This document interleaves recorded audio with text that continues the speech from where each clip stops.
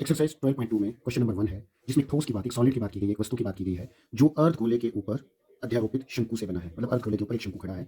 इनकी डायमेंशंस दी गई हैं कि इनकी त्रिज्याएं सेम है। मतलब अर्ध गोले की भी 1 सेंटीमीटर और शंकु की भी 1 सेंटीमीटर। साथ में बोला गया है कि शंकु की जो ऊंचाई है इधर से इधर तक, वो त्रिज्या के बराबर मतलब 1 सेंटीमीटर है।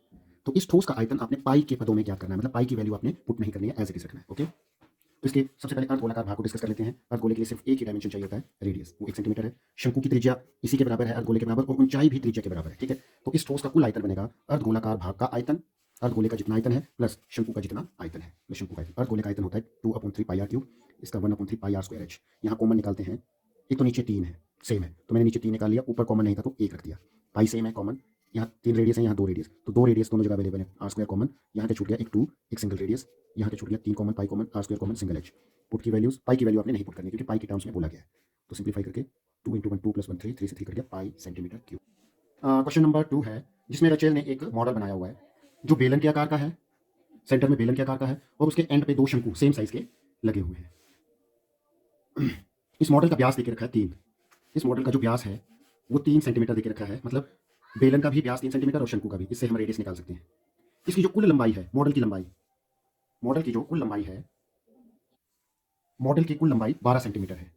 हमें बेलन की ऊंचाई की जरूरत भी पड़ेगी, तो इस 12 में से शंकु की ऊंचाई 2 बोली है, 2 इधर से लेस होगी, 2 इधर से। 12 में से 2 इधर से लेस, 2 इधर से लेस, इधर और इधर से 8 सेंटीमीटर बच गई। ठीक है, व्यास 3 सेंटीमीटर है, दोनों की रेडियस 3/2 या 1.5 बन जाएगी। ओके, यहाँ बोला गया कि इसमें अंतर्विष्ट हवा, मतलब इसमें कितनी हवा है उसका आयतन निकालना है। देखिए इस सॉलिड में उतनी ही हवा है जितना इसका आयतन है, तो हमें इसका आयतन निकालना है। जितनी आयतन है उतनी ही हवा होगी। ओके, तो हम इसके पहले बेलनाकार भाग को डिस्कस कर लेते हैं, जिसमें रेडियस 3 है, त्रिज्या 3/2 है, और ऊंचाई टोटल में से, टोटल 12 में से 2 इधर से लेस, 2 इधर से लेस, तो 8 सेंटीमीटर होगी।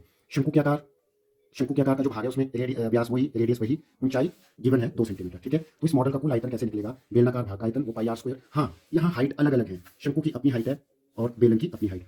तो मैं एक हाइट को h1 बेलन की और दूसरी हाइट को h2 डिनोट कर रहा हूँ क्योंकि अलग अलग है। अगर सेम होती तो मैंने h रखना था दोनों को। ओके, तो बेलनाकार भाग का आयतन पाई आर स्क्वायर h1, इसकी अपनी हाइट, प्लस शंकु के 2 पार्ट हैं तो 2 टाइम्स शंकुआकार भाग का आयतन। शंकु का आयतन होता है 1/3 पाई आर स्क्वायर h, हाइट को h2 लिखा है। ठीक है, तो इसमें कॉमन देखते हैं तो पाई कॉमन है, एक 2 रेडियस दोनों में है। ओके, तो कॉमन यहाँ क्या छूट गया, सिर्फ h1, यहाँ 2, नीचे 3, pi comma, r square comma, h2 put किया। ठीक है, यहाँ 2/3 इंटू हाइट थी 2, 2 2 4, यहाँ एलसीएम लेके, एलसीएम आया 3 और इनको सिंप्लीफाई करके 28 आया। कटिंग की तो 66 सेंटीमीटर क्यूब उसका आयतन आया। तो लास्ट में आपने लिख भी देना कि इस मॉडल में अंतर्विष्ट हवा का आयतन, हवा कितनी होगी जितना इस मॉडल